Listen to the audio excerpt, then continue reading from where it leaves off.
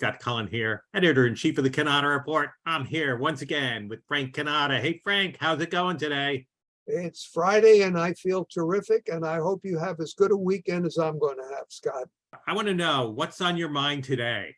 Well, I really would like to talk about a recent visit with the CDA.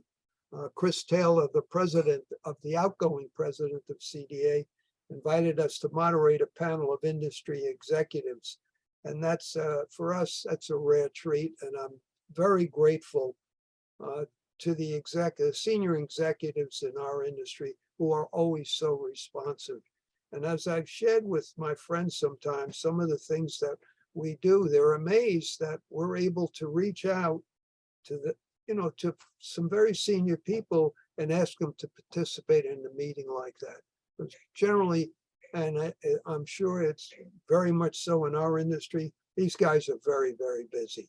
But at any rate, we were very fortunate that we got Larry White from Toshiba, Sam Errigo from Konica Minolta, John Stewart subbing for Jim Caridi at Ricoh, Mike Marusic from Sharp, Mike Pietrunti, Xerox, Tami Beach from HP, and Mark Mathews from Epson. Quite a collection of executives.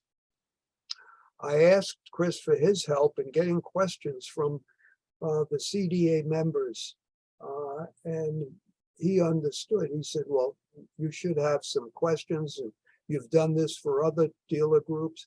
It should be relevant to the group. Every group has their own thing going with that. They would like their industry executive to kind of respond to. He was very helpful. We came up with a slew of great questions, and they just did a wonderful job of responding. They have a rule in all of these independent groups, which are 6 plus BTA.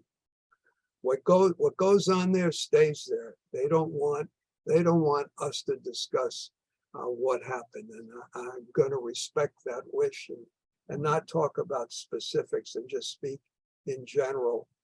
I think to me, it's very reflective of an industry that is much aware of their relationships and the importance of them.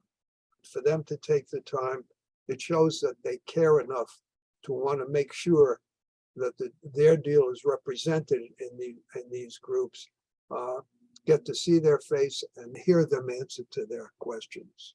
I will say in a broad and general way, a lot of the questions were fairly common to what we've seen from other dealers.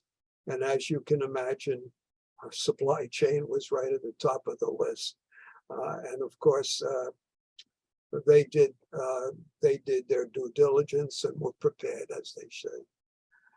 But I just would like to close with a very, very simple statement about independent dealer groups. It's been my pleasure to speak at many of them for many years. In fact, I shared with Chris Taylor that my first CDA meeting was in 1982. That's a long run. Paul Shields called me up and invited me to speak to his group, which was very recently formed at that time. I think they were formed in '79. Anyway, I would urge every dealer who is not in one of these groups, and they're all good, seek them out, join, because the agenda at that CDA meeting and the other meetings that I've attended this year have been excellent. Very, very informative, and most important, aimed right at the audience. This is not like going to a dealer meeting of a manufacturer who's going to be up there, and rightfully so, talking about their company and what their company is doing for them. This is a real special occasion and a special opportunity. So if our opinion means anything, join one today.